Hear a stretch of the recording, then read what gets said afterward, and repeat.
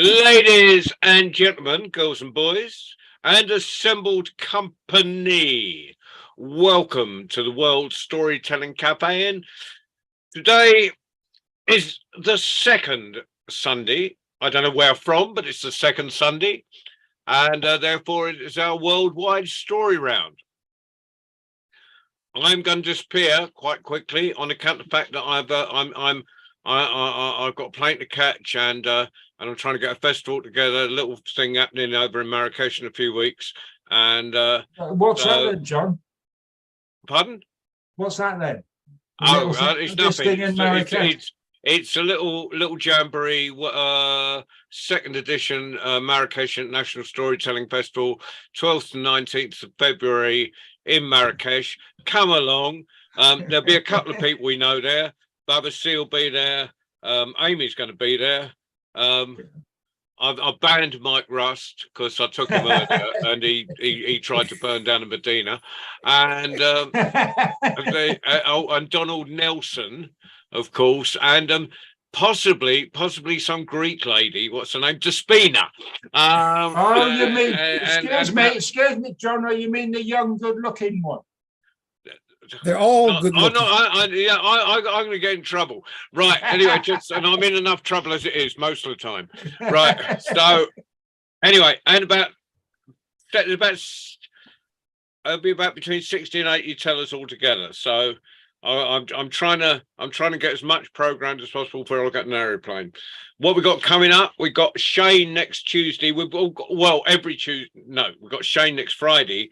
Every Tuesday, of course, is our young international tellers at 5 o'clock UK time.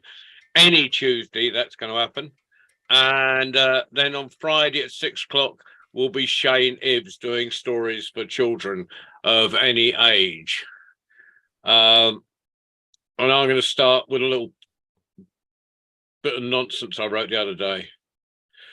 It's called Better Than Nothing. I suppose it's better than nothing.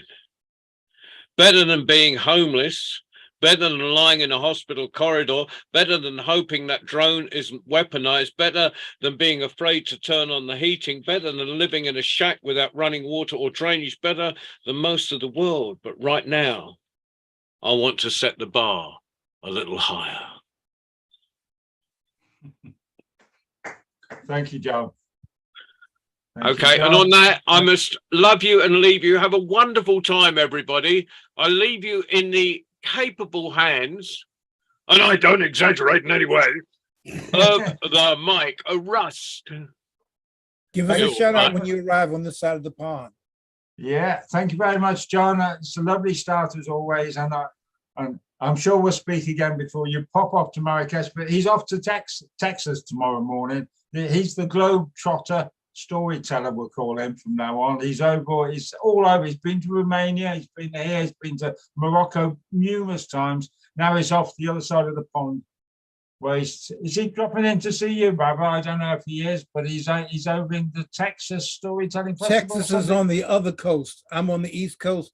Texas is by the West Coast. So he'll be flying past me. I'll get him to wave as he flies over, okay? I'll wave back.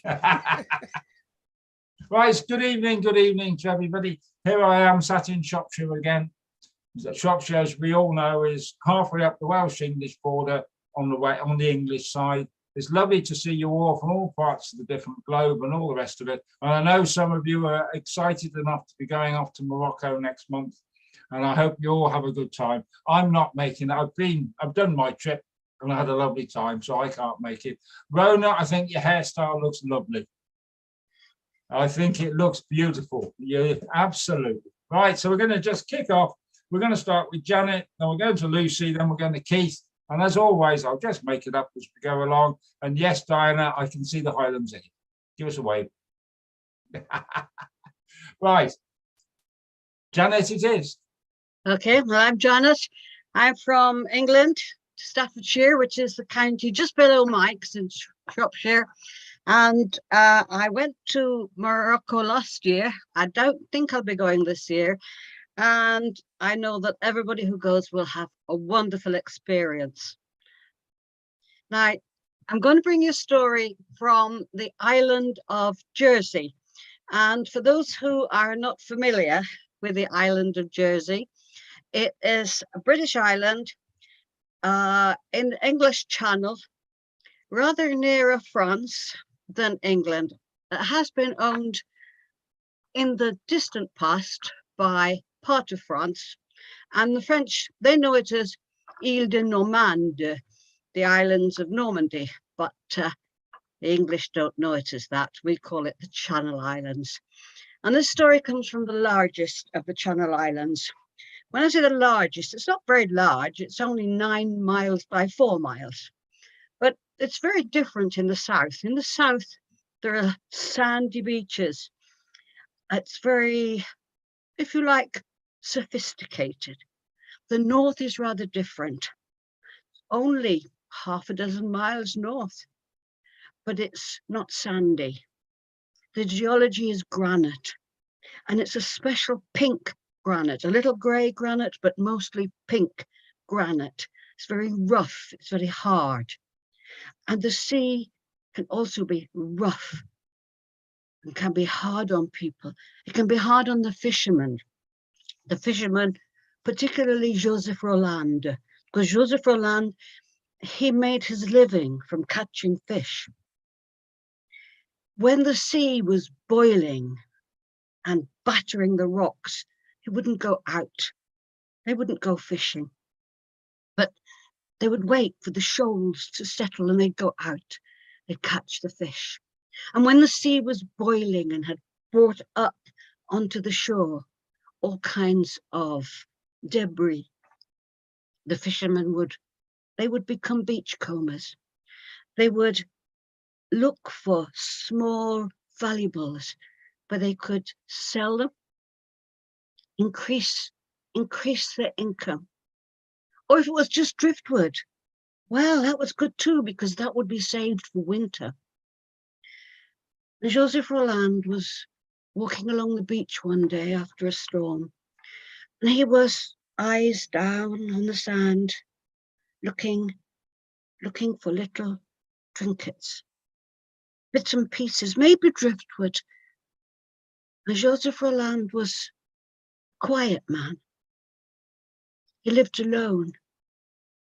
He was a shy man. When he looked on the sand, something caught his eye to his left. And he looked up, and this quiet, shy man, he began to blush. He blushed the colour of the pink granite and more, for he could see something he found embarrassing. On the beach, he saw a woman naked in a rock pool. He looked away, he looked towards the sea. He did not know where to cast his eyes, but he was attracted by her beautiful sea salt spangled hair, her soft skin, and that scent of sea lavender that hung about her. And he looked again, and as he looked again, she called out, "Ne me quitte pas, ne me quitte pas, don't leave me, don't leave me." And he looked, and he saw the water trickling out of the rock pool, and he could see that she was no ordinary woman. She was a mermaid, and she begged, if the water trickles away and I dry, I die.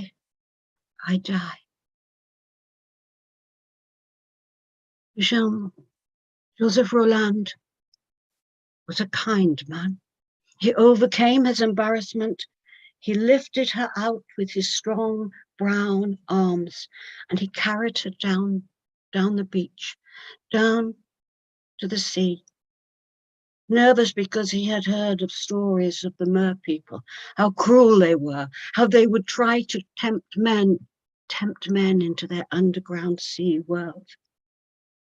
He carried her over the first wave, over the second, over the third, and dropped her gently into the water, expecting her to swim away, but no, No, she swam around him once, twice, 3 times, and then she held out her hands and begged him to follow her into the water, the undersea world. But he backed away and said, no, no, I have heard how cruel you can be. And as she swam away, she touched his hand and he felt a sharpness in there.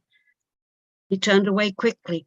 He stepped over the 3rd wave, the 2nd wave, the 1st wave, and on the strand he looked into his hand, expecting to see a wound where she touched him and hurt him. But there was not a wound.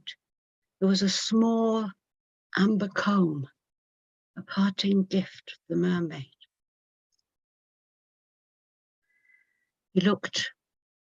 She was gone.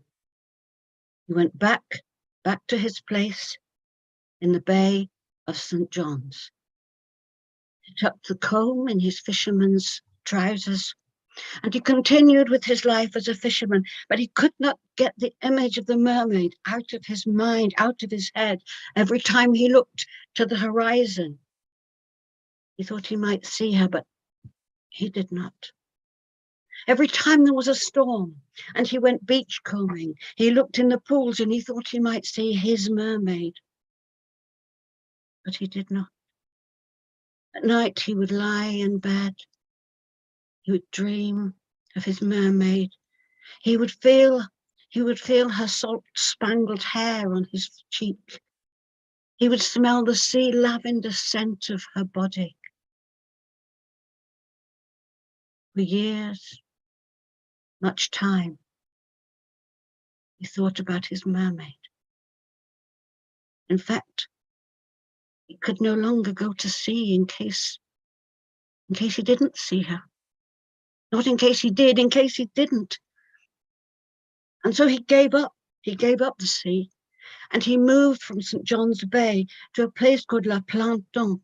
Now, the island of Jersey does not have any mountains, but it has a plateau. And behind this plateau, you cannot see the sea. You can hear it.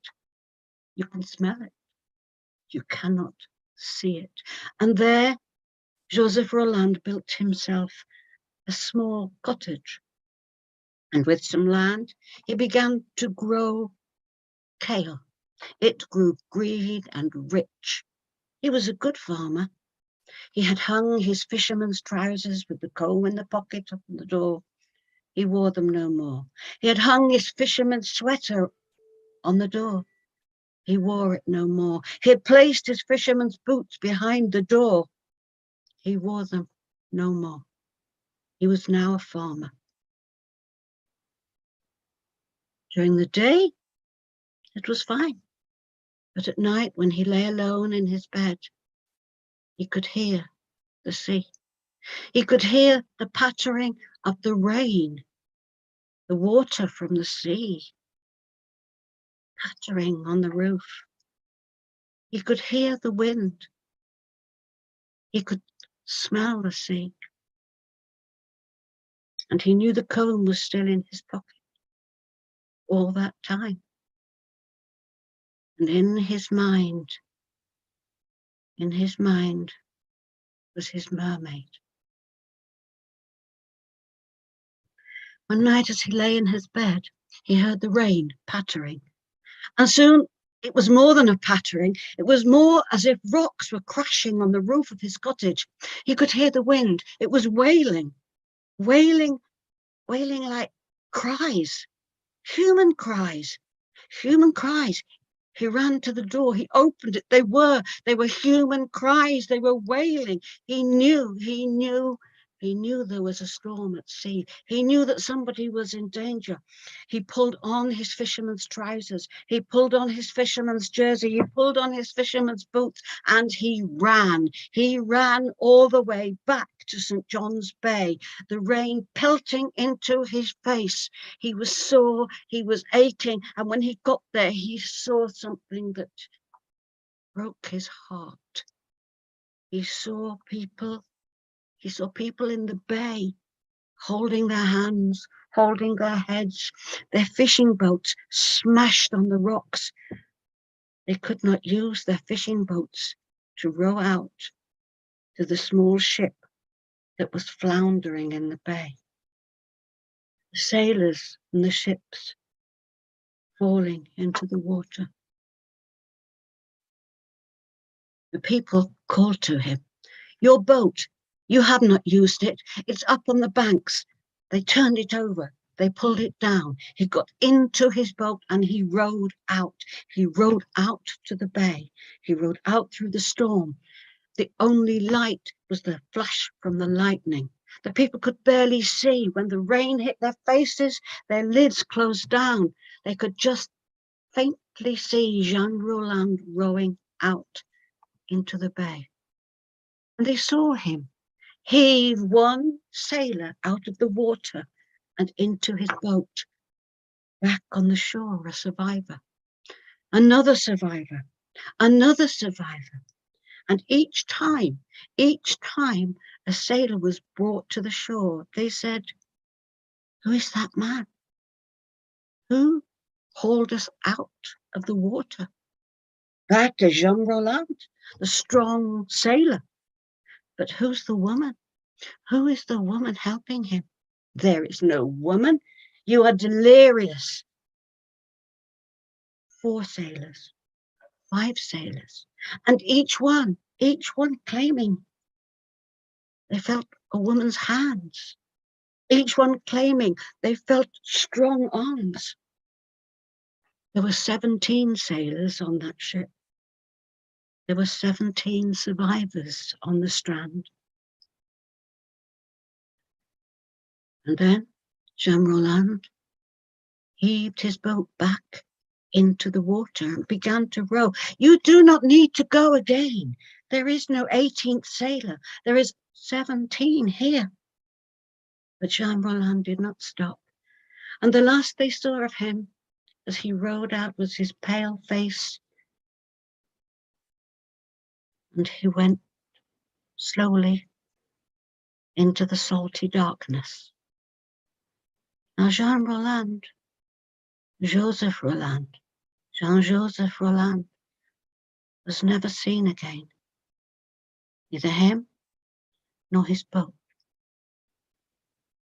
But if you stand in St. John's Bay after a storm, sometimes on the wind you will hear a voice, a male voice, a man's voice saying, "All this time."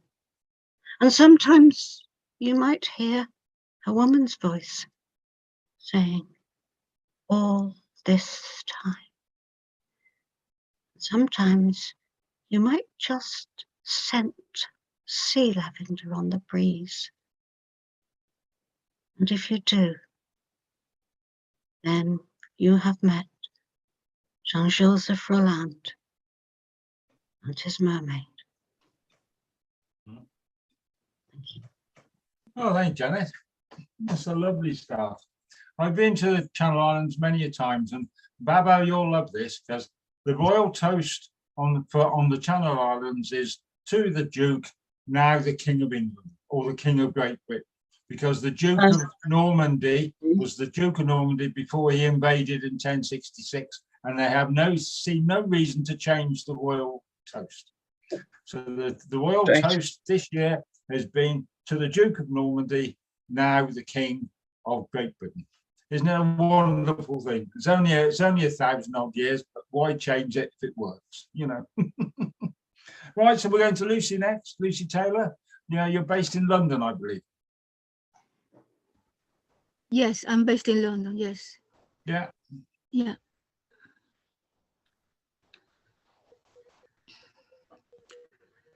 Supervillains. I was born in planet Contrast because there was cold in the poles and hot in the center, with temperatures somewhere in between in other areas. I like going skiing in the winter and to the beach in the summer, like most people did. But our planet was so exciting, and there was so much going on in so many fields, like performing arts, and if you were lucky, you could end up doing what you wanted to do. But some people said that there was good and evil in our planet. I had never experienced true evil until that fateful day. I woke up one day and everything had changed. Who were they? What did they want? Where did they come from? Were they alien or were they devils? Some people would say that they came from the sun and they wanted to destroy our planet with extreme levels of heat. And after that, I wondered if our planet became a star gradually but steadily, we will end up a soup of atoms and particles. It all began with a TV broadcast that shook us all. Devils dressed in golden suits with golden hair, golden eyes, golden skin said, "Do you like stars? We will turn you into one. We have come here on a holiday to have some fun and to see you suffer." To make matters worse, they would sing a little tune to make fun of us. I don't blame you for feeling rage. You had it all and you lost it all. You had an army, you lost that too, because you were captured by supervillains so cruel.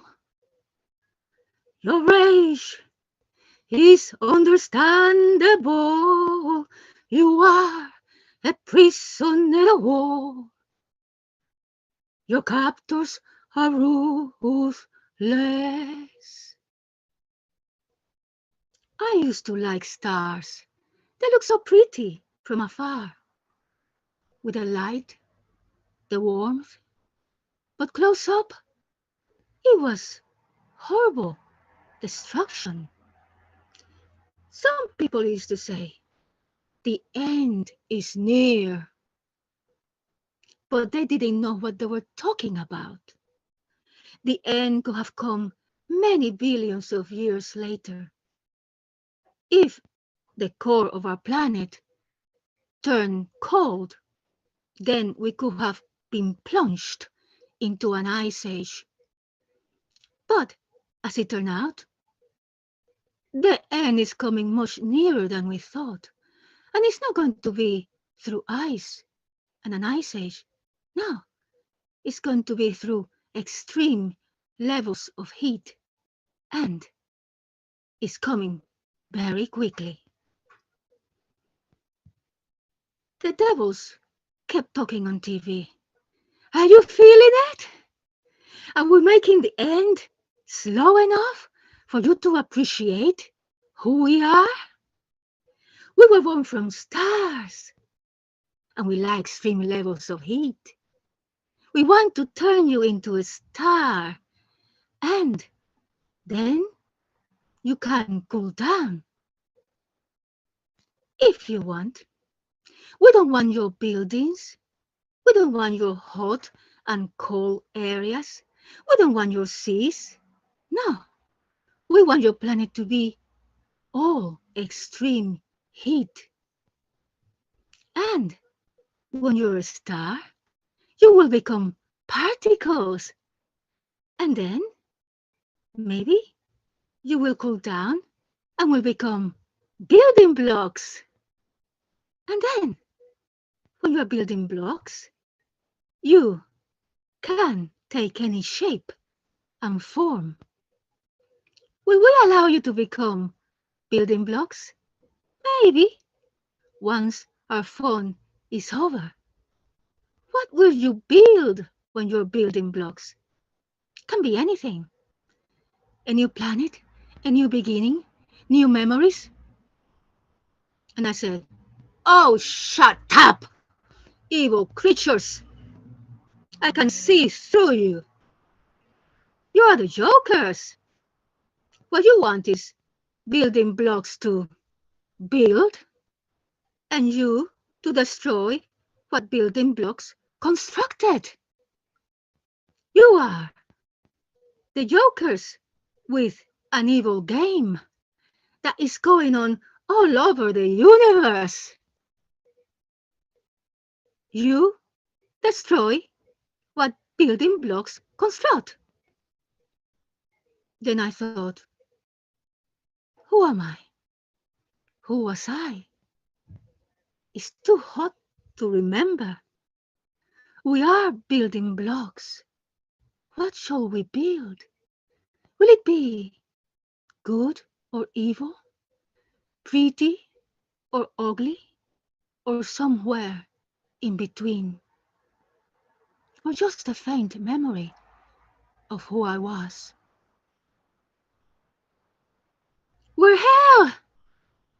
That was the last thing I heard them say. We are pure hell. Thank you.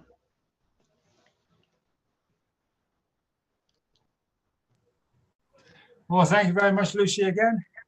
It's your run of stories is completely, sometimes just a little bit different from the ones I normally hear, and I find them thoroughly enjoyable. I really do. So, and don't be late in 2 weeks' time, and we'll have to ask John why the hell you aren't going to Marrakesh, because apparently everybody else is. Okay. Thank you. Thank you. Right, we're going to Keith next.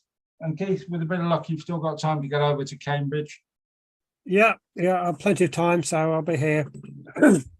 This is a new story for me, so we'll see how we go.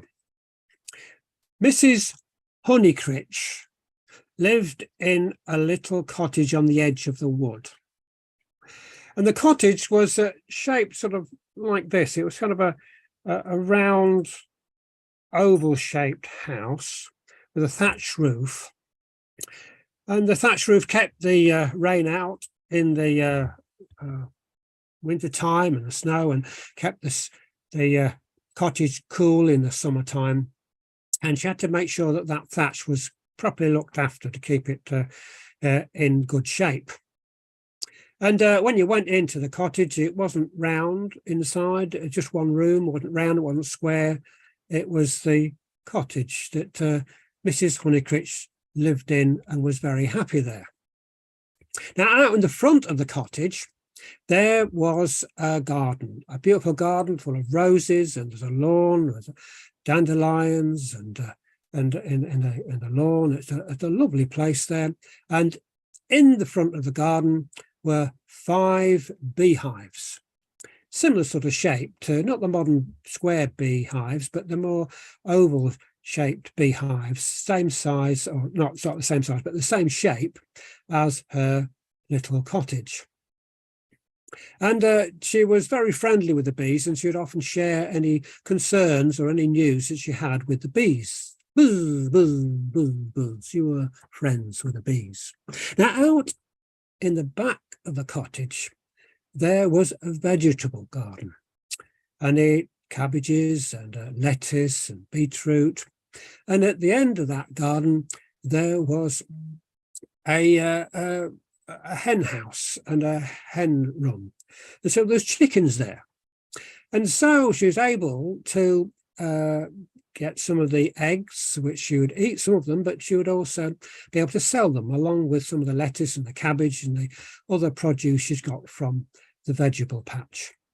She was a poor lady, but she rented this cottage, and she had to go 4 times a year with the rent to the landlord. And it was coming up to that time. And she needed 13 silver coins for the rent for the quarter for that part of the year.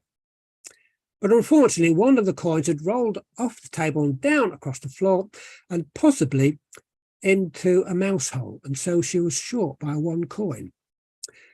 And so she took a honeycomb from the bees in the front garden and put it in a basket with the 12 coins, and she set off to see the landlord.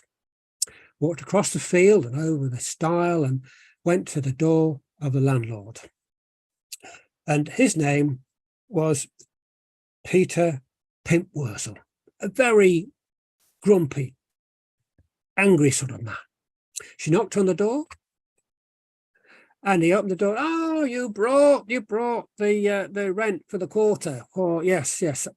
She said, yes, but I brought the rent, but I'm just short of 1 silver coin. And so there's 12 silver coins and a honeycomb. I hope that will suffice. Oh, no. He said, no. I want the full rent. If you can't pay the full rent, then you will have to buy the cottage. Unless you do that, you will be thrown out. You won't have a cottage. You won't be able to stay there. And so she was very sad on her way home. She was weeping all the way home across the fields and over the stile. As she went into the front garden, she told the bees that she had to find not just the rent, but the landlord had said that she'd buy the cottage, but it would cost 6 gold coins. And she couldn't find 6 gold coins. She had to struggle finding 13 silver coins every quarter. And she told the bees, if I don't find that 6 gold coins, then I will be thrown out of my cottage. And the bees, they buzz, buzz, buzz, buzz. And the bees, they told the bumblebees, because the bumblebees, they travelled far and wide. But Mrs. Honeycrisp, she went back to her cottage. She lay down that night very, very sad. What was she going to do? She's going to be thrown out of her cottage unless she could buy the cottage for 6 golden coins. Now, the next day, she'd cleaned the cottage and she was sitting in her cottage with the door open, and she was eating her lunch, bread and milk. And the door was open, looking out into the countryside, into the garden. And what should appear at the door was a little white rabbit. A little white rabbit that hopped in, and he twiddled his ears and looked very sad. And she said, oh, he must be very hungry. And she gave the little white rabbit a lettuce leaf, which he ate up very quickly. And then another lettuce leaf, and then even half of the lettuce. And so the little white rabbit was then very much filled up, and he was then satisfied, and he hopped away. Now, at supper time, she was again sitting in her little cottage with the door open, eating her bread and milk. And who should come to the door but was this little white rabbit? And he was twitching his whiskers and waving his ears, and he came in, and she thought he must be very hungry. And so she shared her bread and milk with the little white rabbit. And he disappeared. He went out again. And Mrs. Honeycrisp thought, well, if that was a brown rabbit, he'd be able to look after himself and be able to find the grass and everything he needed. But that white rabbit, it can't look after itself. And then she went to bed. Now, the next day, she was there, and she was sitting in her cottage with the door open at lunchtime and eating her bread and milk. And who should come to the door but the little white rabbit? And so again, she shared her lunch with the little white rabbit, and he disappeared. And then he came back at supper time, and again, she shared what she had. She gave him maybe an extra carrot that night. And this went on for 7 days, and went on and on and on. And he kept coming back every lunchtime and every supper time, and she fed him. And they became very friendly. They became very friends. And in the daytime, sometimes they would play hide and seek in the garden. And this went on then beyond the 7 days, went on for a week or two. And then there was one evening when she was expecting him to come for his supper, and it was getting dark and there's a new moon, but the little white rabbit didn't appear. Wonder what's happened to Little White Rabbit. And then he appeared, and he twitched his whiskers and he waved his ears and he looked at her, and then he turned away and then looked back. And he hopped away a little way, and she thought, strange, and she went up to the door, and he hopped a bit further away, and he twitched his whiskers and he waggled his ears, and he kept walking a bit further away. Perhaps he wants me to follow him. So Mrs. Honeycritch, she followed the little white rabbit, and he hopped and hopped and hopped and hopped and hopped down the path through the woods. And it was getting dark, but there was a new moon. And they came to a clearing, and there was a patch of green grass, and in the middle of that clearing, there was a big oak tree, and it was surrounded by a whole bed of white flowers with yellow centers. And the little white rabbit went up to the oak tree, and he scratched the side of it, and suddenly out of the side of the oak tree, there was a door that opened, and out came a little brown man. He was the colour of a nut, and he had clothes that were green as grass, and he was about the height of Mrs. Honeycritch's shoulder. And he said, "Oh, welcome, welcome, welcome, come in, come in. Welcome in to my house in the oak tree." And so she went in. And the little brown man said, "You wait here because I have something for you." And he went out and he picked 13 of these white flowers. And he came in and he gave them to Mrs. Honeycritch. And she said, "How did you know I was going to be here?" And I said, "Well, I heard a message from the bumblebees that you needed some help with finding some money for your cottage, otherwise you'd be thrown out. And so I sent the white rabbit to befriend you. And if you befriended him and were friendly with him and you made friends, he would lead you on this early moon, this new moon to here." And he gave her the bunch of 13 white flowers with the yellow centers. And he said, "Now you take those home and you water them every evening. And then after about a month, when there's a full moon, you'll see what happens." And so she curtsied and said, "Thank you very much." And she went out, and the little white rabbit led her through the woods down the path back to her cottage. And so there she was in the evening, and she had a little vase, and she put the 13 flowers into the vase and gave it a little water. And every night she would do the same. And as the time went on, she had the rabbit there for supper, and the flowers grew. And it's after about a month, when the moon had got quite full, she looked at the flowers one evening, and she touched one, and there's a little tinkling sound. And out of the centre of the flower fell a gold coin. And then another one. So she had 13 gold coins. She said, oh, this is wonderful. I can buy my cottage now. But for the moment, she took the 13 gold coins and she hid them in a brick behind the fireplace.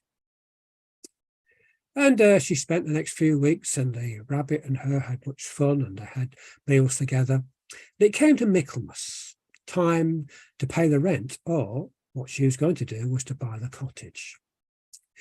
And so from out of her hiding place at the back of the fireplace, she took 6 gold coins. She put on a hat and coat and she crossed the field over the stile and went to see the landlord. Mr. Pimpworth knocked on the door. Ah, hello, hello, hello. He said, I've come to buy the cottage, and gave the landlord 6 gold coins. Ah, well, he was very pleased at this, and he took out a piece of paper and a pen and ink, and he wrote out the deeds to allow Mrs. Honeycritch to stay there as long as she lived. It would be her cottage to live there. And so she took the piece of paper, the deeds, and she went back to her cottage over the field and over the stile. And she went and told the bees, and she said, oh, I can now buy my cottage. I have bought my cottage with the money that was in those flowers. And she was so pleased, and she stayed there for many, many years. She was able to buy herself a new frock, a new dress, and a new bonnet, and she even bought a white cushion, which she put beside the fire for the White Rabbit to stay. So instead of coming and going, he actually stayed with her. And for many, many years, she lived happily there with the White Rabbit. But she only had one regret, that the White Rabbit never ever took her back through the woods so she could go and thank the little brown man for the flowers and for the gold. But she told the bees that she was very thankful, and the bees told the bumblebees that she hoped that they would relay the message to the little brown man. She was so thankful that she had her own cottage, and she lived there with a little White Rabbit for many, many years. Well, thanks, Keith. That's a lovely story. Well told. Thank you very much. So we go to the Highlands of Scotland, where all the women are beautiful. It's what Stanley Robinson always used to tell me. They're beautiful in heart and beautiful to look at. So now we have Diana Pierce. So and you and how are you in yourself, Diana? Have you had a good Christmas and that? Yes, it was good. It was quite quiet, but it was nice. It was a good and relaxing break. Right. So just so you can tell people like Susan in South Africa, how much snow you got? Well, now not any, but we did have a lot in just the period before Christmas, and there still is some, I think, on top of Benahee, which is one of the local hills, but nowhere to be seen on the ground. So. Okay, well, I'll look at the weather forecast before I ask you again. Okay. Okay. Over to Diana Pierce from Scotland. Okay, right. This is set quite a long time ago. She was standing there with a beautiful grey velvet dress on that went right down to her feet, and only her shoes peeped out. She had a square neck and some cream embroidery on the front. She wore a necklace, and tendrils of hair were going down the back of her neck.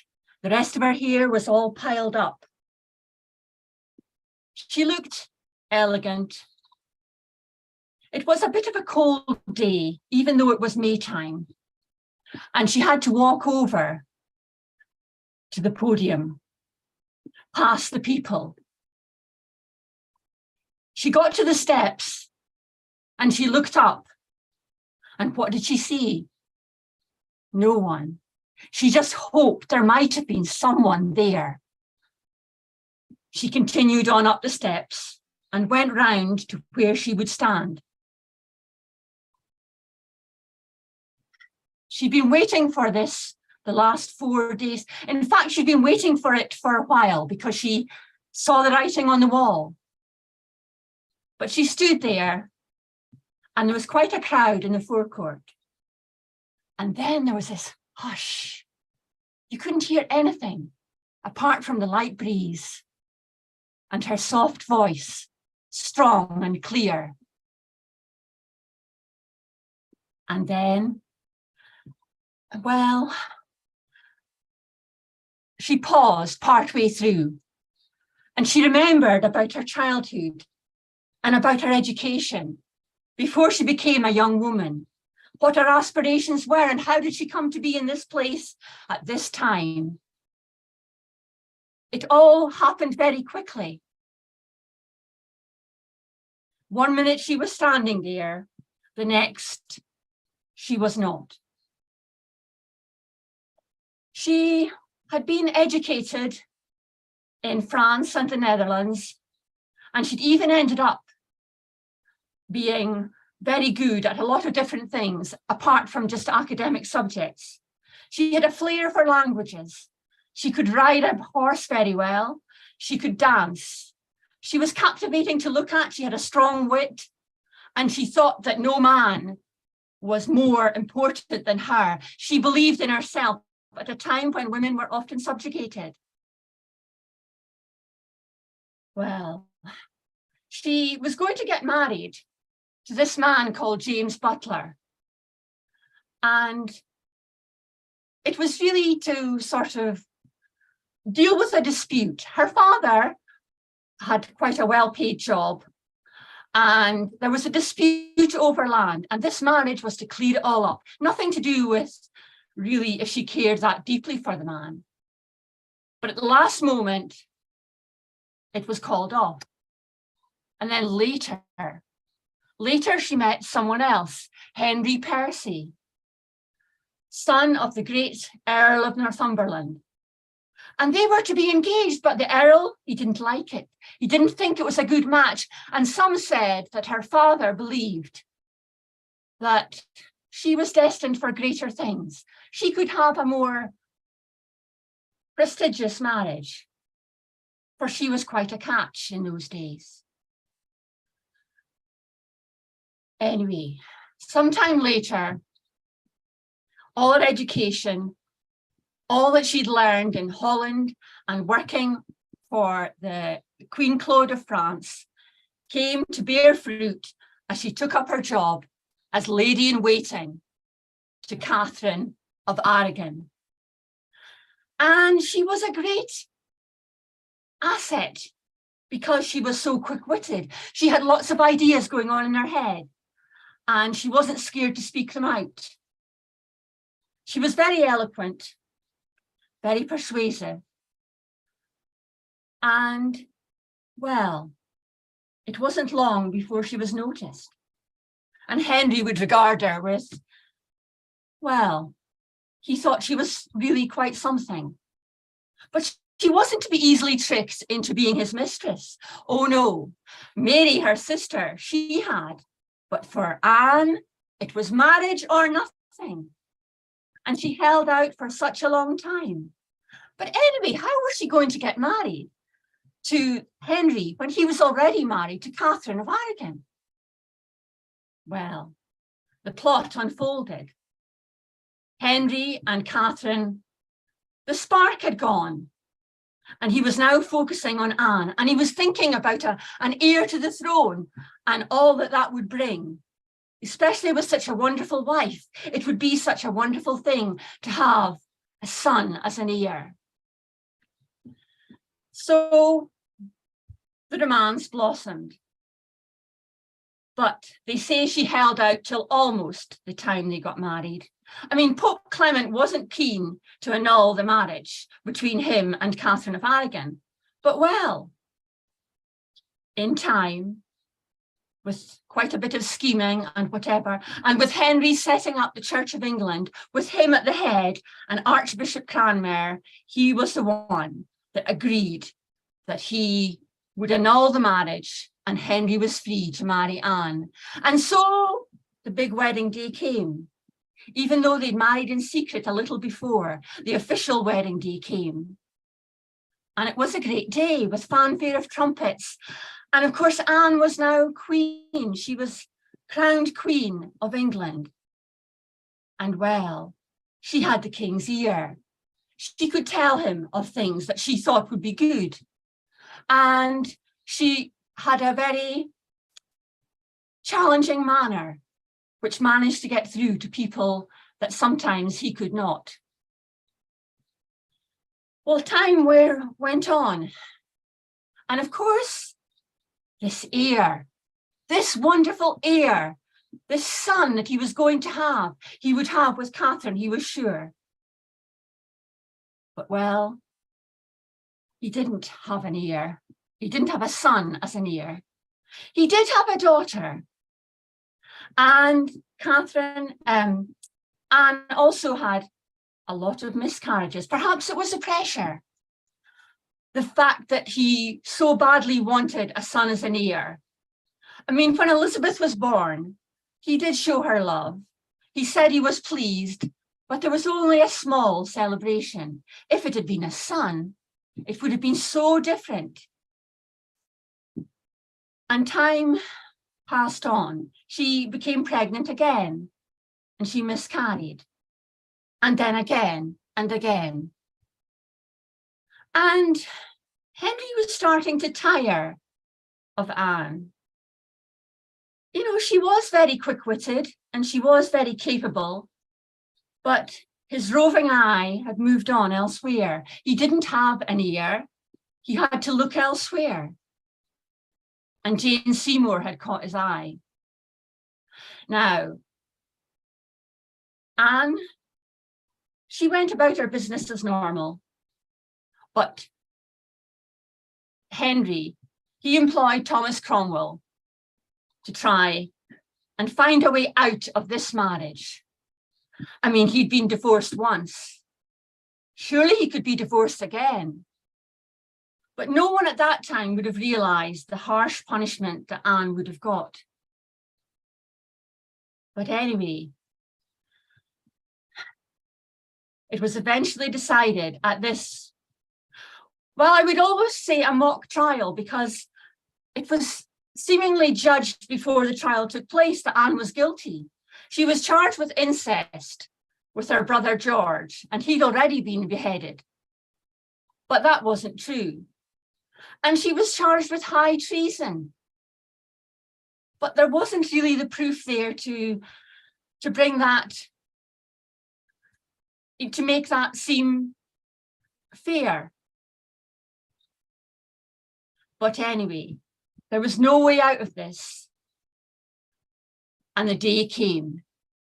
At 8 o'clock in the morning, one of the guards went over and received Anne, and they walked over to the podium. As she was going up those steps, she looked up to the tower, but there was no one there.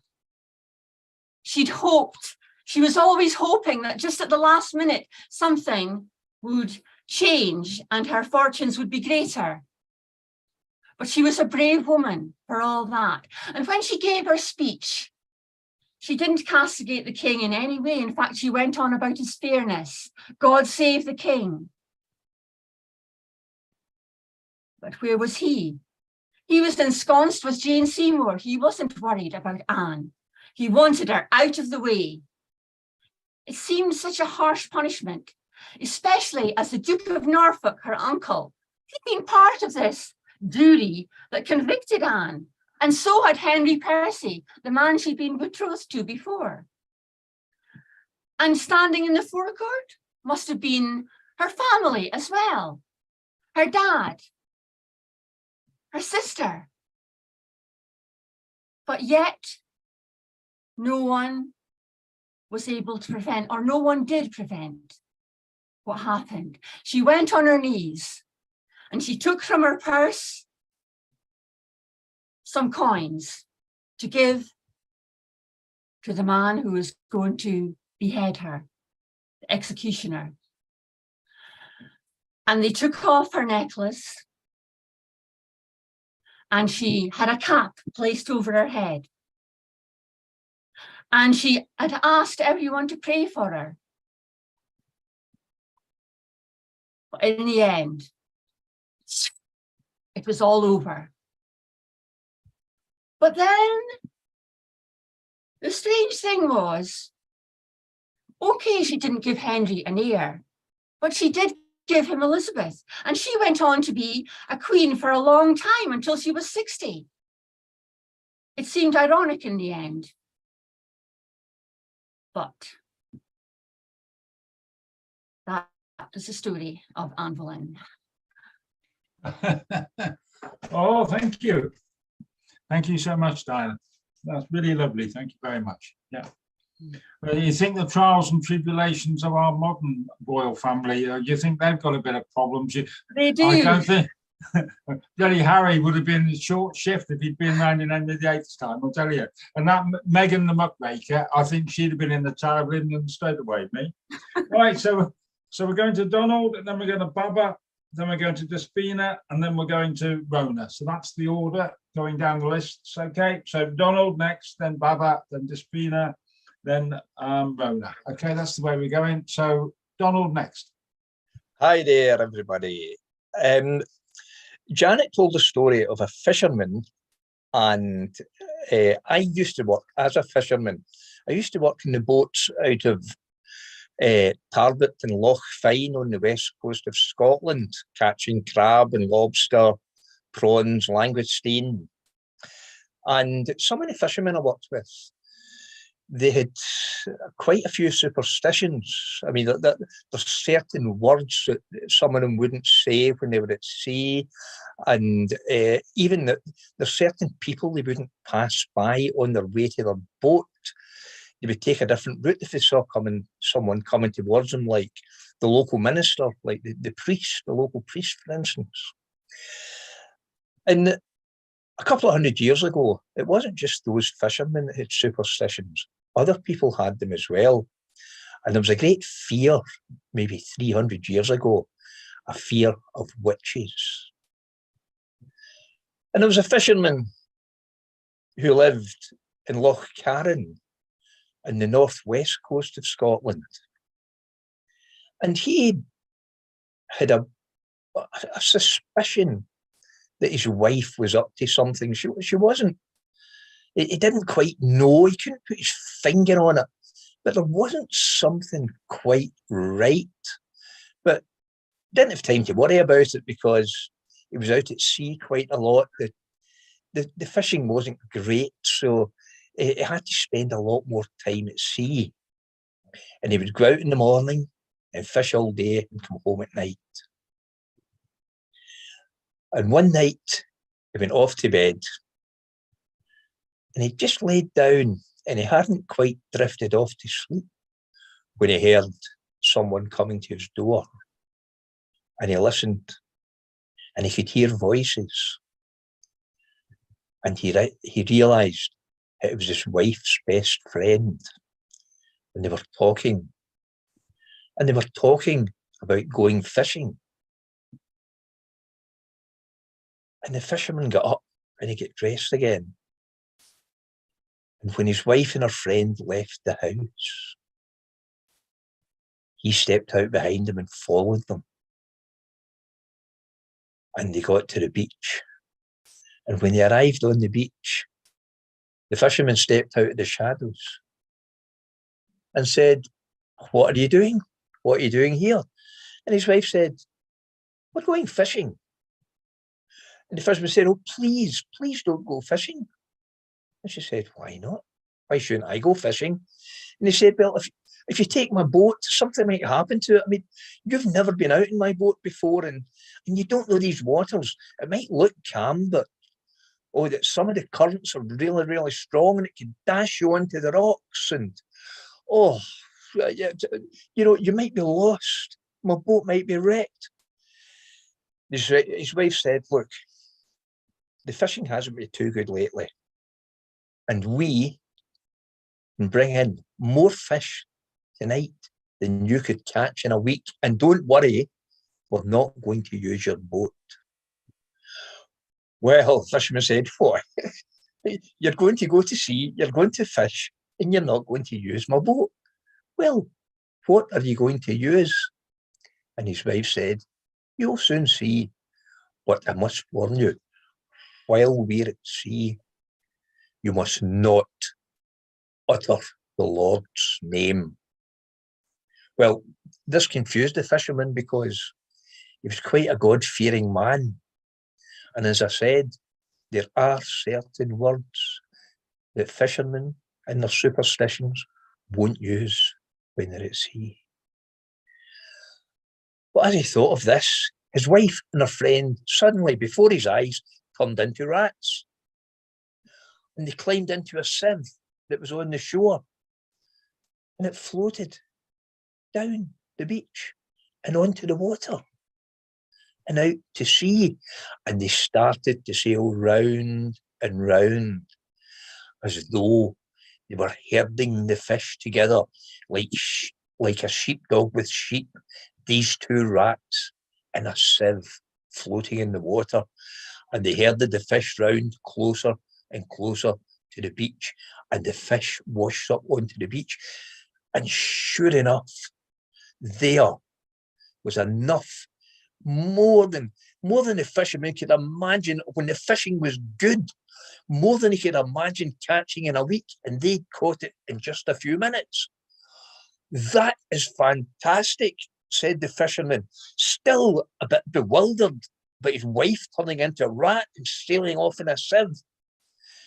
But his wife and her friends didn't stop there. They set sail again, and they went round and round, herding more and more fish together, like a sheepdog herding sheep, herded them towards the shore. And the fisherman said, "What are you doing?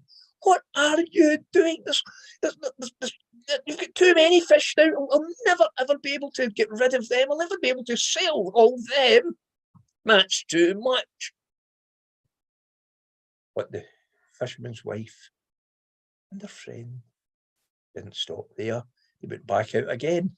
And the fisherman thought, no, they can't do it again. Surely, he was worried there was going to be no fish left in the sea. And he said, please stop, just stop herding the fish, please. Oh, for God's sake, stop. And at that, the sieve stopped, just for a few seconds, and floated on the water, and then slowly sailed to the bottom of the loch.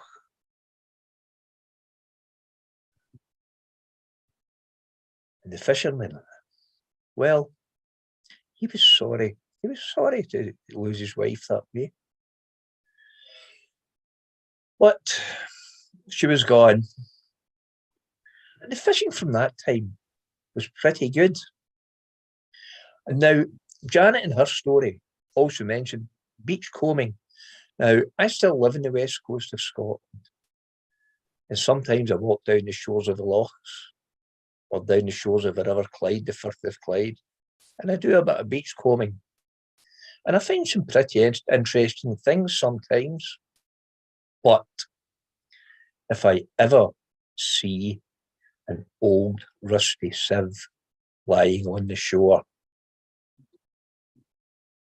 I'm not sure about witches, and I'm going to give that sieve a very wide berth. Thank you. Oh, Donald, lovely. Thank you. Right, a breath of the Highlands. That's really lovely, that was. Yeah. Absolutely. Thank you. Yeah. Well, so we go from the Highlands of Scotland to some part of America that's always arguing with each other. You sorted your parliament out yet, or was it just as bad as ours? It was worse. No, I beg to differ. You can't get worse than ours. That's impossible. They had 15 votes to get a new speaker. And the man is a speaker in name only.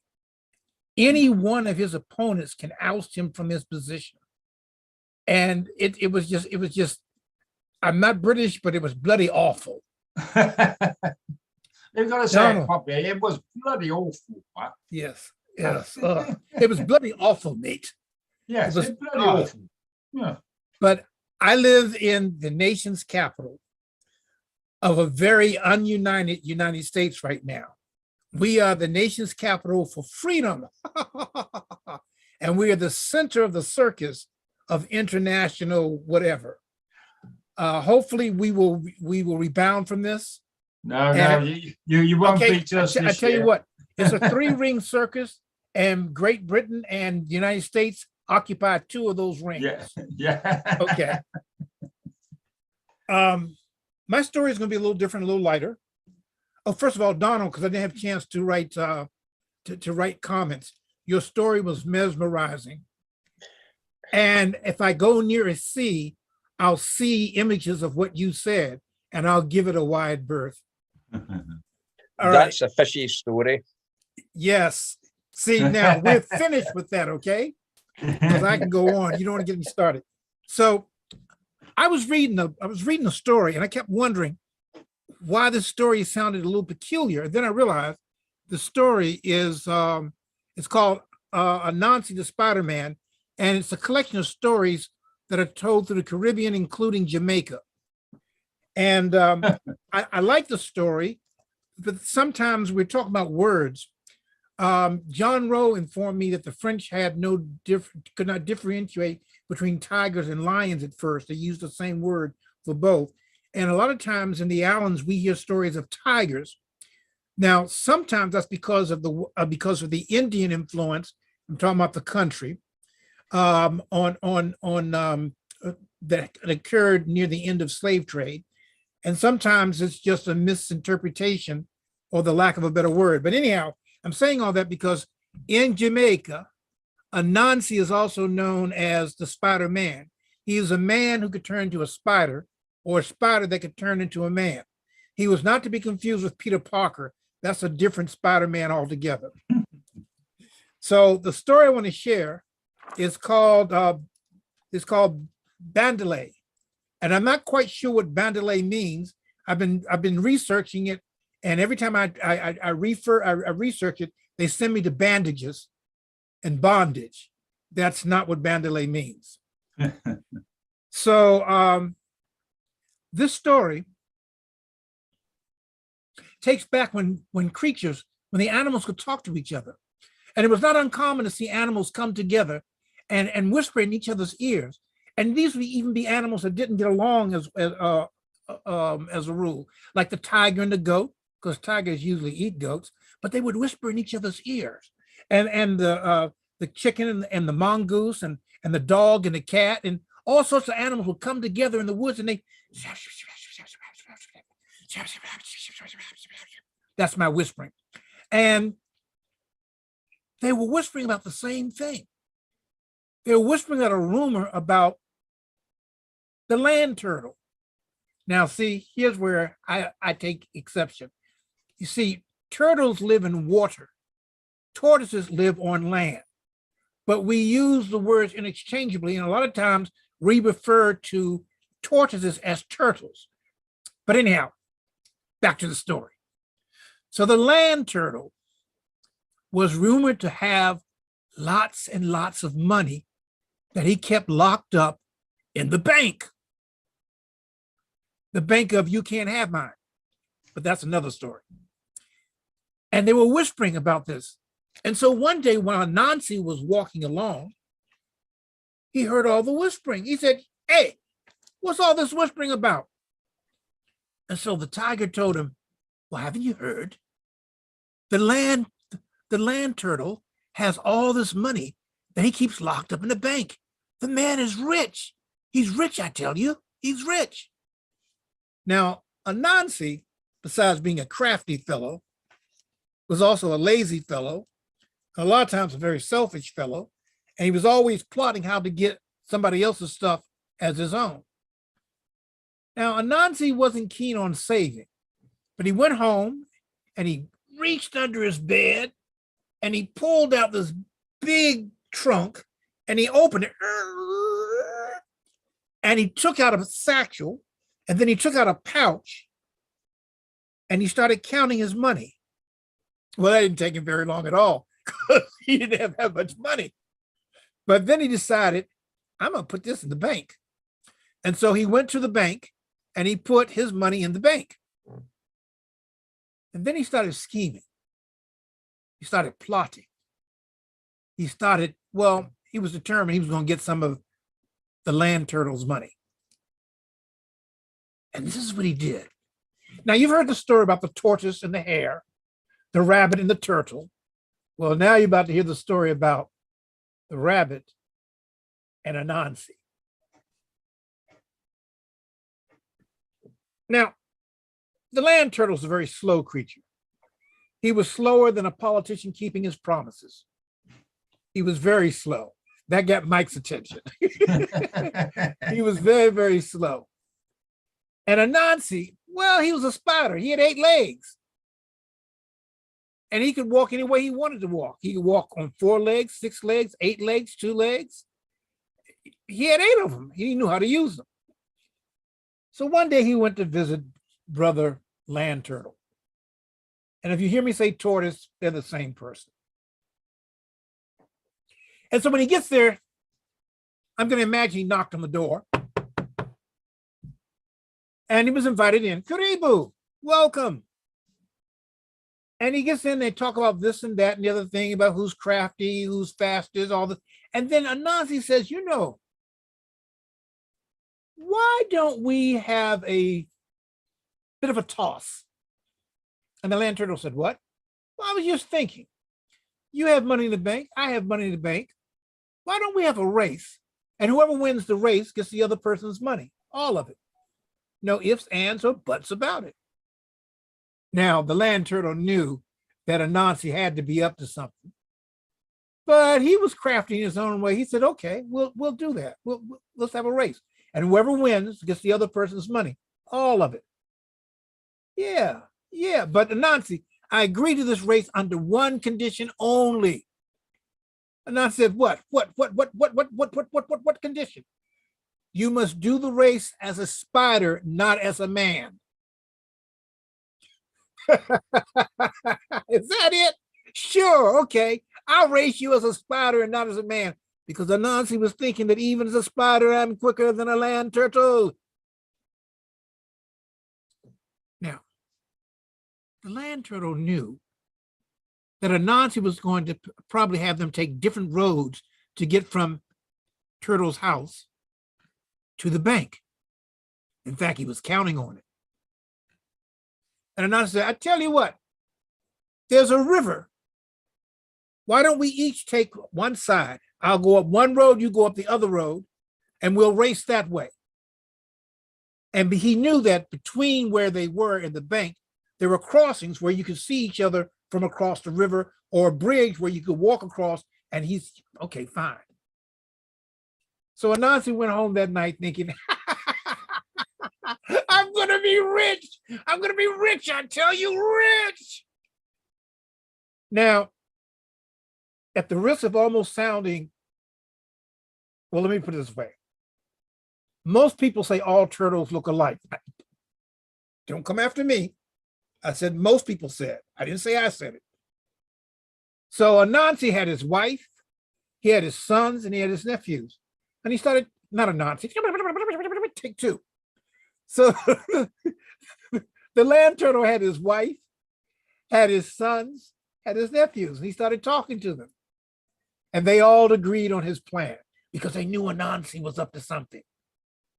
And so that night, they all took their places. And what they did was the wife was at the starting line, and then his sons and nephews were along the crossing.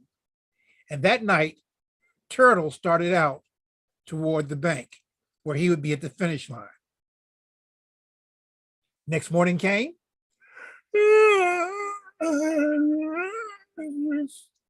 And the rooster crowed. Hey, if roosters crow, do crows rooster?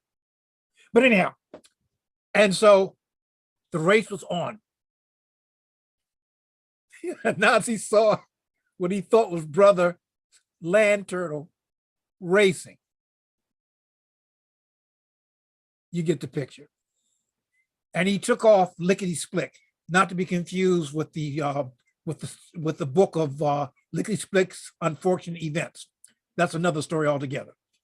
Took off lickety split, and he left the land turtle in his dust, literally. So he gets to the first crossing, and Anansi's son is there.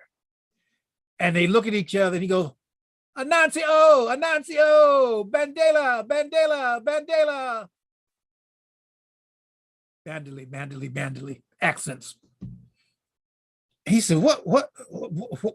How did, that's all right. And he started running faster and faster and faster. He gets to the next crossing. Anancio, Anancio, Bandele, Bandele, Bandele. What? This turtle can move fast. What's going on? And he started running even faster and faster and faster. And each time he came to a crossing, he met one of the relatives of the land turtle, thinking it was a turtle. Now, ahead of time, the turtle waited for the race to start, and he started walking very slowly toward the bank. And of course, he got there first. They had both gone to the banker the day before and explained their wager. And so the banker gave the land turtle all of Anansi's not so rich riches. And he left for home. And Anansi's running and he sees the last crossing and he puts his speed in. Now he's using all 8 legs. He would have used 10, but he only had 8. And he's racing.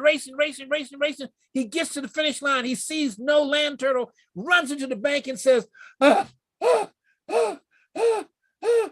here to take the land turtle's money because I won the race. And the banker looked at him like, what? No, you didn't. The land turtle's been here. He left 15 minutes ago with all the money. You lost the race.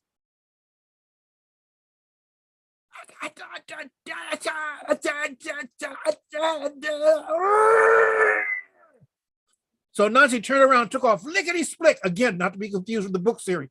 Lickety-split or the Netflix series. Lickety-split, and he ran, and he caught up with the land turtle. He said, you know, you won the race. Okay. But I got one more wager. Let's go down by the river and see who can dive the deepest and longest into the river. The land turtle said, okay. That sounds like fun, because the land turtle knew that he was a turtle and he could stay under the water for the longest time. This was going to be easy. So they get down by the riverbank, and the land turtle puts all the money, all of his riches and Anansi's money, it's in a sack. He puts it down on the riverbank and he dives in, and he goes deeper and deeper and deeper. And he knows that he's going to win this wager. He's going to win it very, very easy. And he goes deeper and deeper, and he's waiting for Anansi, and he's waiting, and he's waiting, and he's waiting. Finally, it dawns on him something is not right. So he swims back up, because see, in the water, they can move very, very fast. He swims back up, jumps up on the bank, and Anansi and all of his money is gone. Because the moment that turtle jumped into the water, Anansi grabbed that bag and, using all of his legs, scurried away as fast as he can. Now, there's a moral to the story. And some people say the moral of this story is, what goes around comes around, and don't be a cheater, lest ye be cheated out of what you cheated for. But the way I look at it is, 2 wrongs may not make a right, but it can make for a very interesting story. Asante.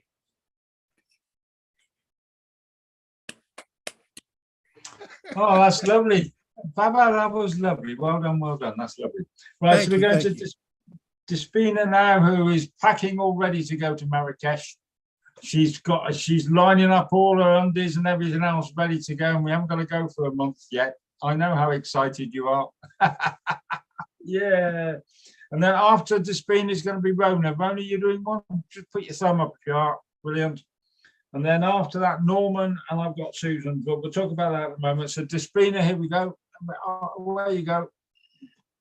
All right. Well, thanks for bringing us to the lighter side, Babasi, because now we're back to gloomy. There was this man who had returned from war. And I don't really know what kind of a person he was before the war, but after it, he was, you'll see how it was. You'll make up your own mind about him. He had a wife, and after returning from the war, he took her with him. And they went up the mountains, and they found a very narrow passage, and they passed through it. It was daytime, and they could clearly see.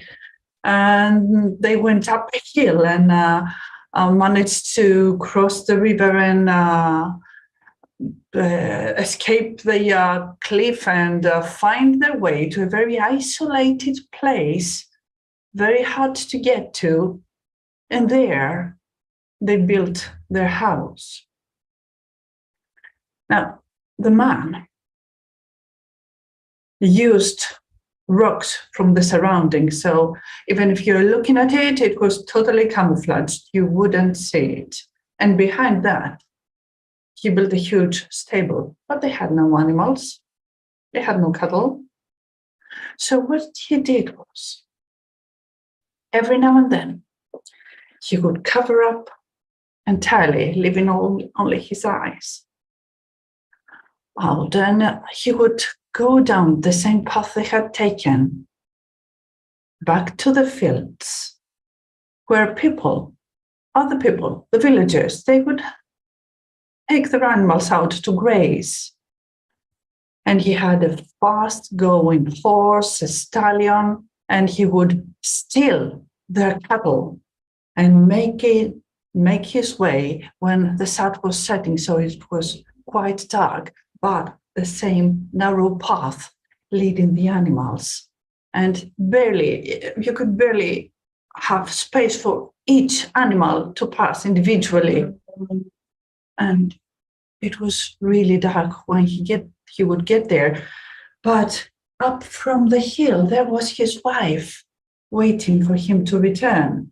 And as it was getting darker and darker, and the path was so narrow, and it was really difficult to pass, she would go out into the porch and she would spread out her arms, and from her fingertips, rays of light would be shot like lanterns to shine his way so that he could make it back to their house safely. Sometimes the man whose cattle he would steal had tried to go after him. They had tried to chase him, but his horse was very fast. They could not run fast enough. Or sometimes, the most courageous of them, they would try to follow him in that narrow path he would take at the side of the cliff. But as soon as the man had made the safe passage, the light that was leading him would disappear. And the people would either turn back the same way they had come, or if they were bold enough, they would endeavor to make the same passage, only to be led to their death. Now, this happened time and again, and he had made quite a fortune for himself, what with all the animals on the backside of their cottage. He was always covered up, so they did not know who he was. And if they tried to make it through the narrow passage in daytime, they would look up the mountain hill, the mountain slope, and they would not be able to see anything because it was totally covered in the surroundings. So he escaped with these ill doings. But once he was downtown at the bazaar, because they had animals, of course, but they need extra things. So he would occasionally go down to the market and purchase things. And there, on one occasion, he found some of his old comrades. They were rejoiced to meet each other after such a long time. So he took them with him and led them through the narrow passage, finding his way as he knew exactly where to go. And they followed suit after him. And he took them up to the house and ordered his wife to cook for them. And when she brought the food, the man started having wine, one glass after another. And he would brag about his achievements and tell his friends what a clever thief he was and how well he had done for himself and how he had built this house and how he had built this table and how he had all those animals now and how poor old peasants were unable to chase after him. Now, his wife, who was going back and forth to fetch them more food and more wine, heard him boasting to his friends. And at one point, she was so frustrated, she could not hold her tongue any longer. And she said, husband, what about me? Do I not do anything? Is this all, everything around you, is this only your doing? And that, his wife speaking up to him in front of his friends, that infuriated him. He stroked his hand on the table and yelled at her, you go back inside your kitchen. What do you know? This is men talking. Do not interfere, he said. And she said, if that's how you say it, I will refrain myself from ever assisting you again. That put him in a rage. He kicked the table with all the food and the wine on it and abandoned his friends and went and took his horse, and soon he was off. He stormed off, and his friends, with their faces down, embarrassed to be in front of a marital fight like that, one after the other, they left the house and left the wife there all alone. He had taken his horse and was leading it towards the fields where he knew good cattle were awaiting for him. And just to prove himself right, he stole some of them and made it back towards the narrow passage. He led the animals and passed after them, and the sun was setting, and it was getting darker and darker, and soon you could hardly see 1 meter in front of you. And there he was, on the narrow passage, trying to pass, but from up the cliff, from outside their porch, no light was coming. He shouted as loudly as he could, wife, shine your light. And she pursed her lips. He shouted again, wife, shine your light for me. And she clenched her fists.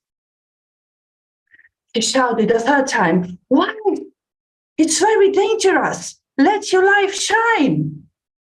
And she dug her nails inside her flesh to restrain herself from shining for him. And of course, his horse lost his footing, and both of them fell down the cliff to their death. After some time, the wife, she left the house. She started going downwards towards the bank of the river. And there she found him. She found his dead body. She dug with her nails, she dug a shallow grave for him and put him there and buried him. And she sat there by the side, not washing, not eating, not drinking. She lost track of time. The sun would come out and the sun would go. The moon would come out and the moon would go. And that happened time and again. Until one day she was mourning next to the grave. She heard this splashing sound coming from the river, and she turned and looked. And there was this man on a horse crossing the fast-flowing river.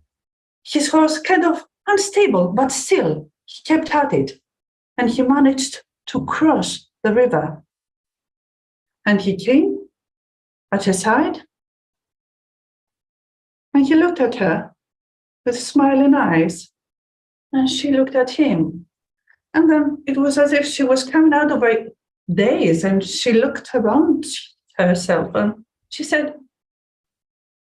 isn't it strange that there's grass growing all over the place, except for this spot here?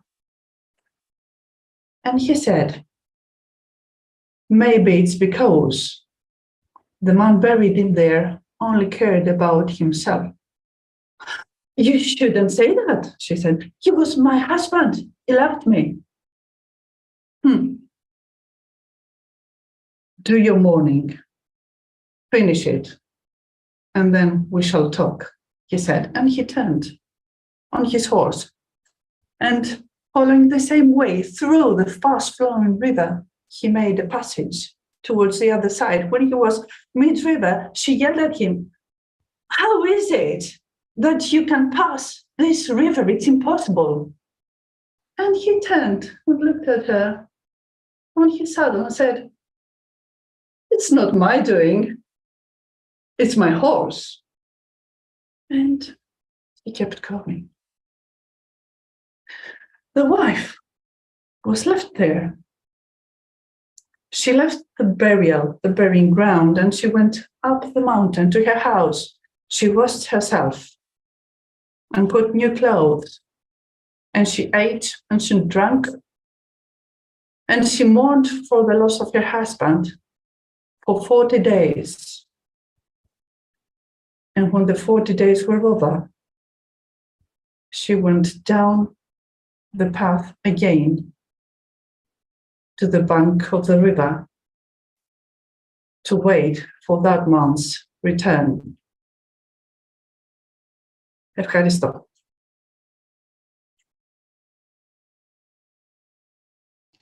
So where's that from, Despina? Is that a Greek story? It comes from oral tradition. It's a Greek author who wrote it, but I think that originally it comes from France. Oh, right. Because your mentor is French. Yeah. A lovely story, well told. And as always, in your second or third or fifth language, whichever one it is, the diction is lovely. It's very, very good at this. Thank you very much. Thank you. This was my first attempt. It's called The Woman with the Light in Her Hands, barely translated. Well, I think your English is sometimes better than these Scottish people. Oh, Rona, you're next then, are you? Aye, watch it, Jimmy. Yeah. Oh, who said that then? Yes, Mike. I thought he was going to talk about the American, but I speak American. Mike's looking for a Glasgow kiss. Any kiss from you, Rona, is a compliment. Now, come on. What about me, Mike? No. Donald, last time you kissed me, you used your tongue, mate. You should have. But did you get the taste of the whiskey? So we're going to go to Rona, then that would leave us with Norman. Norman, are you doing something tonight, or are you just listening? No, he's doing something. I have two stories, one shortish if the time requires it, and the other one a little longer. No, we've got plenty of time. So we go to Rona, then we go to you. Then I think you'll be the last, but very much not least this Okay. week. It'd be hard to follow all of these, but I'll see what I can do. Well, I'm sure you'll be able to do it. Rona, over to you, and come and give me a Glasgow kiss anytime you like. Okay. Once there was a king. Isn't there always a king? And this king had a queen. And the thing I suppose that was maybe not remarkable, but certainly worth mentioning about this particular king and queen was that they seemed to have everything. He was handsome, rich as any king would be expected to be, kind, great leader, had a beautiful wife, the queen, and everything about them was just perfect, except they had yet to have an heir. So you can imagine the excitement when the queen discovered she was pregnant. She was over the moon. She was so delighted. And the king, well, he would not let her lift a finger. Not that she usually did in any case, but now it was even more so. She wasn't even allowed to dress herself. Her handmaidens had to dress her. They had to bathe her. They had to do everything. And most of all, she had to rest from noon till midnight before she fell asleep. He wanted this baby to be born absolutely perfectly. And when the time came for that child to be born, the palace, because it was such a happy place. I mean, if you've been ruled by a king and queen like these two, Alexander and Alice, well, you know, nothing could go wrong. Or so you would think. And the excitement was palpable, waiting for the birth of this child. And when he was born, the queen was just ecstatic. She looked into that little face and she smiled. She beamed. She squealed with delight. Look, Alexander, look at our baby. Isn't he just amazing? When Alexander leaned over to look at this baby, the look of terror in his face was unbelievable. But when he looked at his wife and saw that all she saw was a beautiful baby, he couldn't say a thing. He just gasped. Oh no, because this child, God bless him, was so disfigured that you could not bear to look at this little face without gasping in horror or terror. Not one of his features was in the right place. And when more and more people came to see this child, word soon got around the palace about how strange this baby was. He was so strange that when the queen took him up to the tower and held him up to the moon, even the moon shrunk back. When she walked along the beach with this baby, even the tide shrunk away. Nothing and nobody could look on the face of this child without exposing the horror that they felt, except his mother. She beamed at that child morning, noon and night. She loved him. He was perfect. Nobody had the heart to make any comment.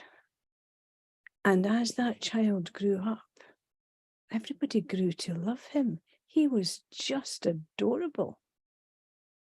And they soon forgot about his disfigurement, or at least to some extent.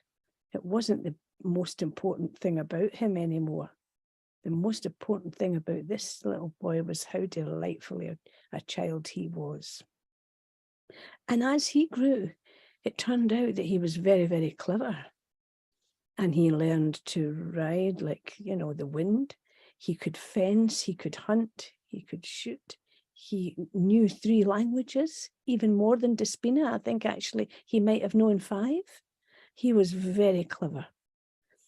And he was loved by everybody. But he was approaching that magical age of any prince. He was going to be 18 quite soon. And the king broached the subject with his wife very gently. You know, my dear, it's time that we found a bride for our son who was also Alexander. Oh yes, she said, isn't it going to be wonderful? Isn't it going to be fun? Well, my dear, I just wanted to remind you that all of the young princesses who are eligible may be looking for something special in their prince. Well, they couldn't look any further, she said. Oh, my dear, have you ever really looked at Alexander? Of course I have. I look at him every day. And don't you notice anything different about him? What do you mean? Well, he doesn't look like the other young men of his age. No, of course he doesn't. He's much more regal. I mean, Denial had never been to this extent before. And the king knew he was wasting his time trying to point out to his queen just how difficult it might be to find a bride for their son. But the Queen set things in motion. She sent out to every palace for however many thousands of miles away to invite every eligible young princess to come and meet her son and perhaps become the queen of that kingdom one day. It was a very large kingdom and a very powerful and wealthy kingdom. So the princesses came thick and fast. The queen, however, was convinced by the king that in order for him to choose the right person, it should perhaps be done in secret. Well, what do you mean in secret? He said, well, I don't think she should be allowed to see him because we don't want looks to be the factor here in choosing a husband. May I remind you, my dear, my son, our son, will be choosing a wife. It's not the other way around. Yes, I know, dear, just humour me, please. Well, she did, because that's the kind of woman she was. If her husband felt really strongly about this, she would let it happen.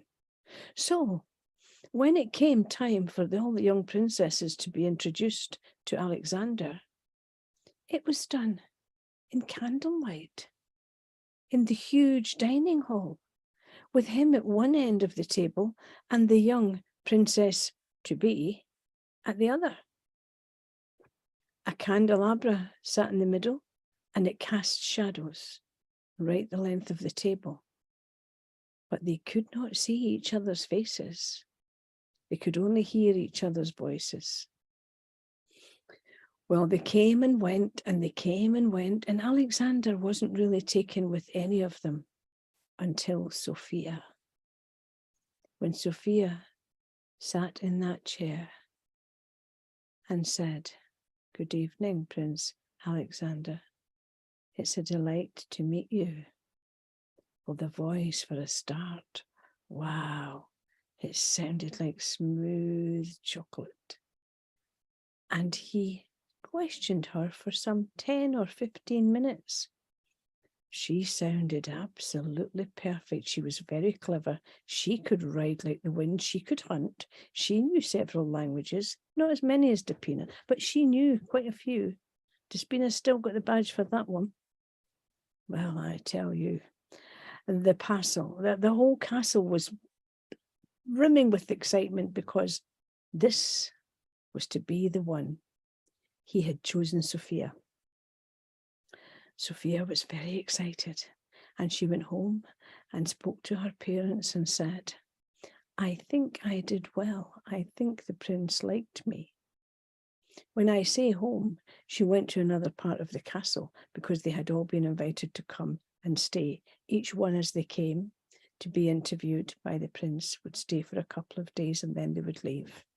So now it was decided that it was to be Sophia. Oh, wedding plans could be started. And they were.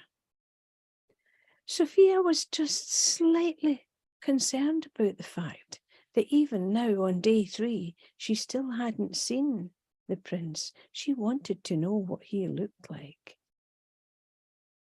Well, that evening, as they sat dining together, getting to know each other a little more, in the candlelight, a young kitchen maid who was new to the palace and didn't actually know what was going on, when she stepped into that room, she said, as she pulled back the curtain, "Maybe it's a little dark in here, Your Highness.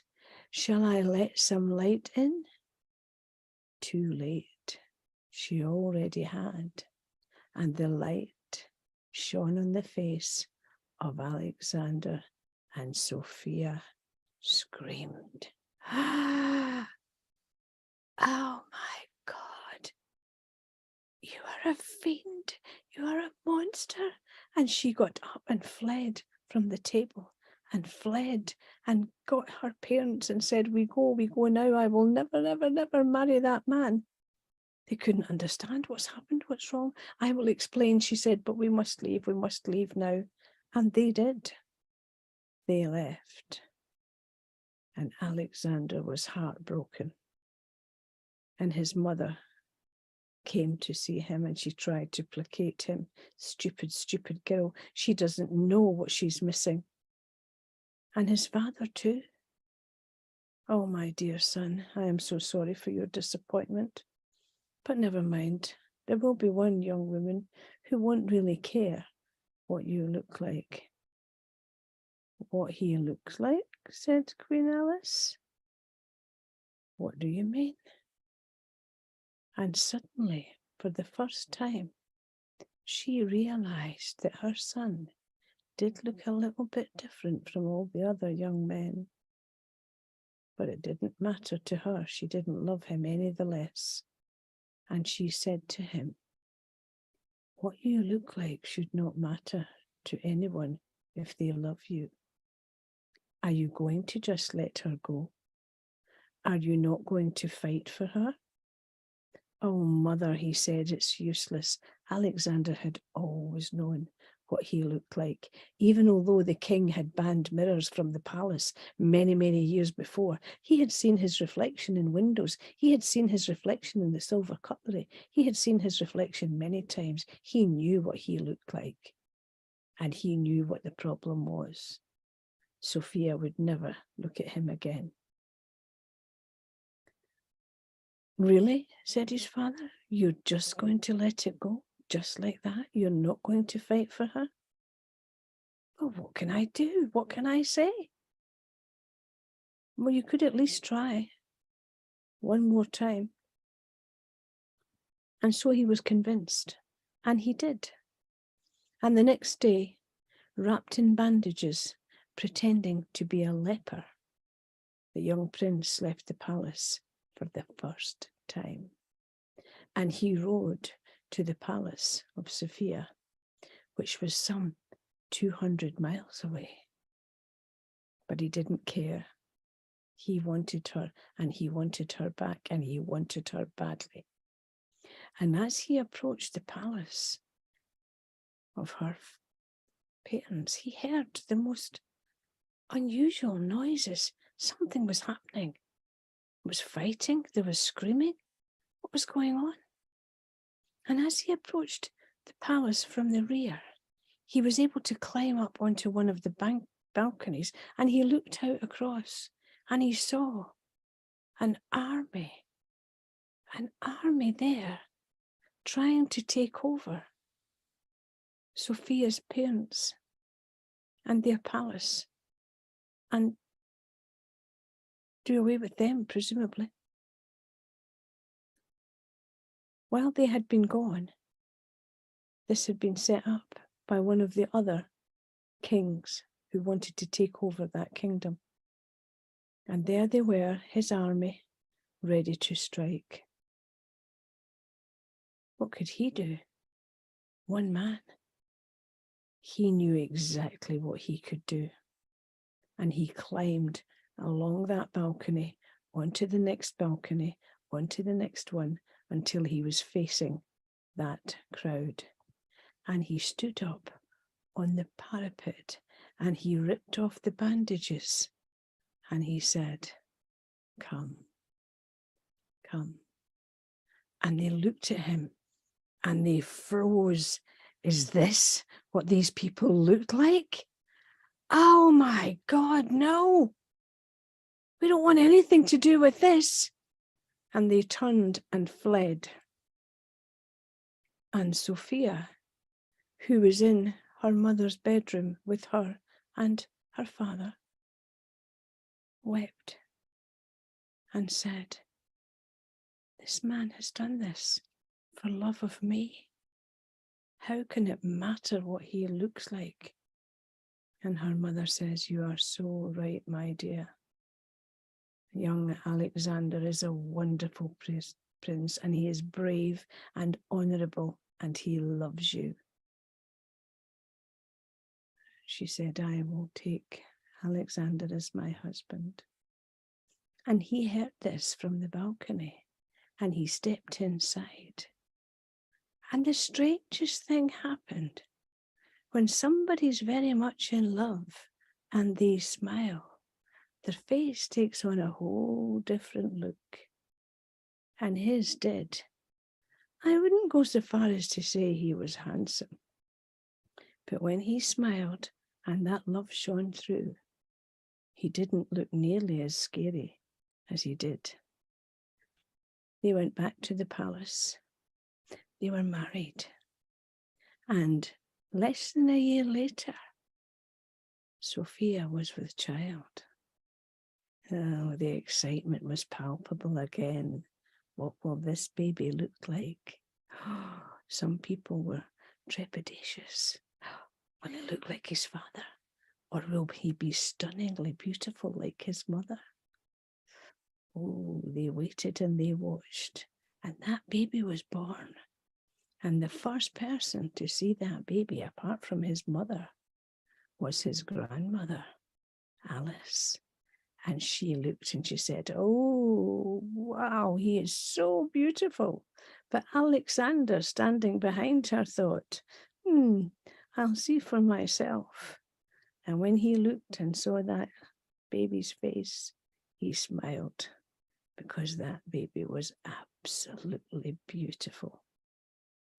And he was held up and handed to his grandfather, who looked at him and said, does this baby have a name? And Sophia said, yes, this is Prince Charming. And so he was.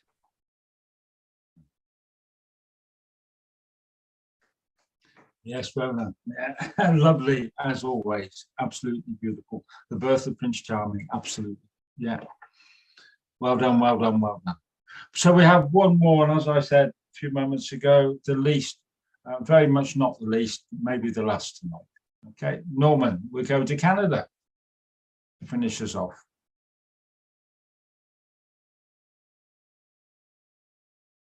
Yeah. Just a second. Yeah, here I am. Took me. So we've had stories about relationships and the bridges that sometimes have to be built in order to get to the other side of a successful relationship. I put Despina, the story of, I love that story. I'm still sitting there beside the river, you know, and waiting and see what comes across it.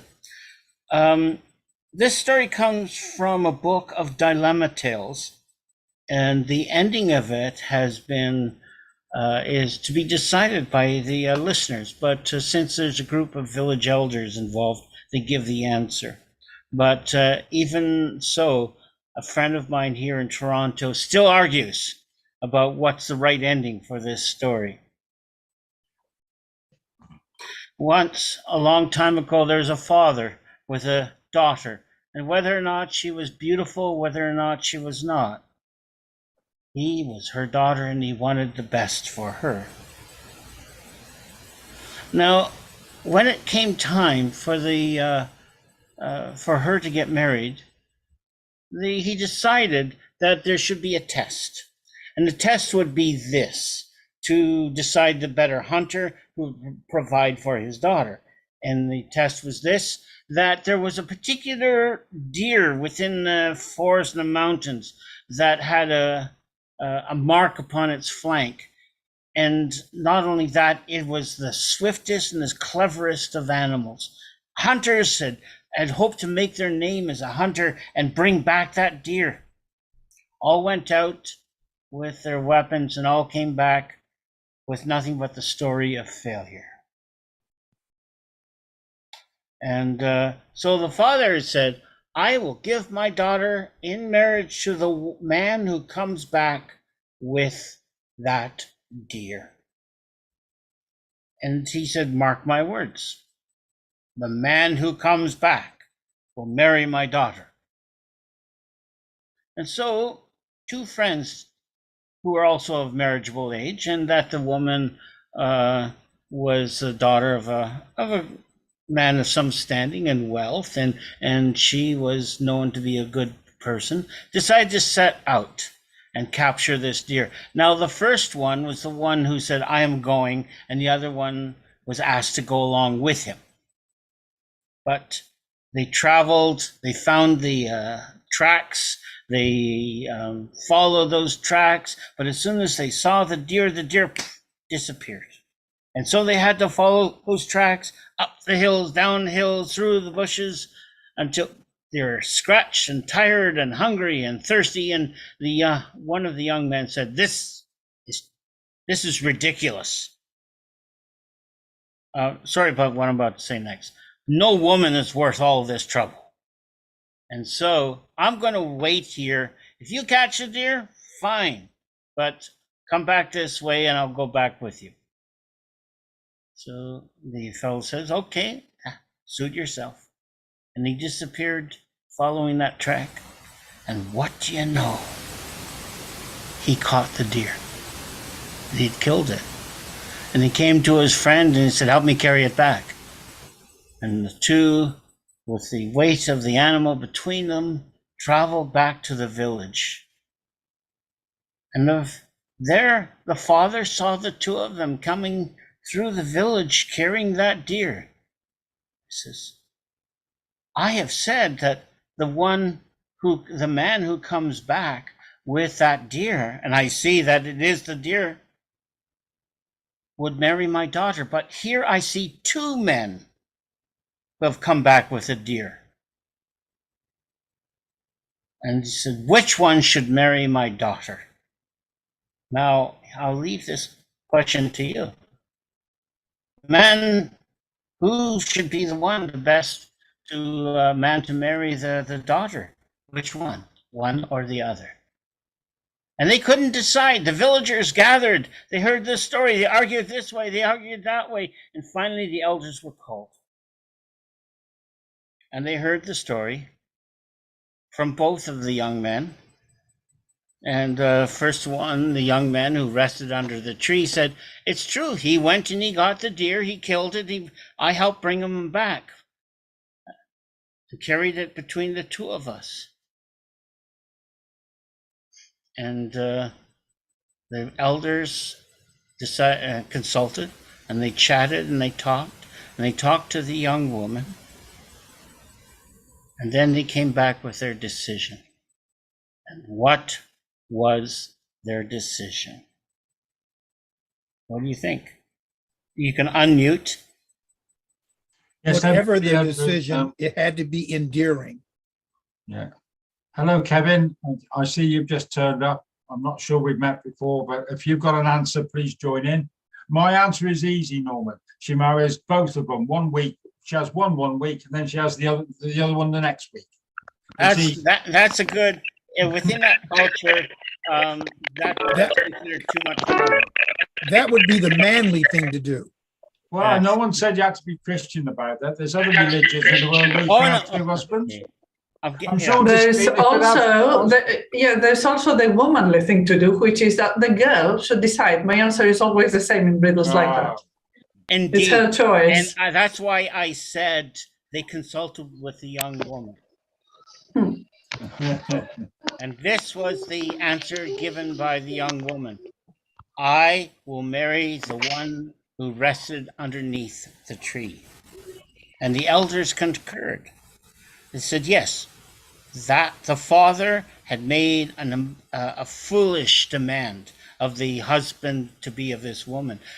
No, this was too difficult, and only a foolish and stubborn person would be able to follow through and carry it out.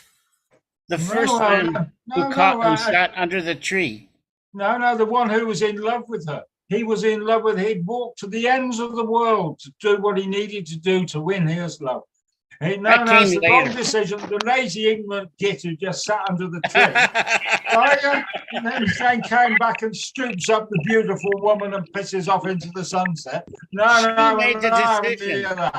This is why this story has such debate going on. That's right, and it still does. And this is why she married the one. She said, it was foolish for the father to make such a demand. Only somebody who was too stubborn to listen to his wife when they had a dispute, who would be willing to give up and listen for a little bit, would not make a good husband for the woman, because that was the stipulation. Who would make the best husband, Mike? Yeah, who's saying Who would mine's make the always best right? husband for the woman, for the father's daughter? And the one was a man who would sit and listen to her, who would not be so stubborn, You because mean they the will lazy have their one? disputes. You as mean we the all lazy do. one?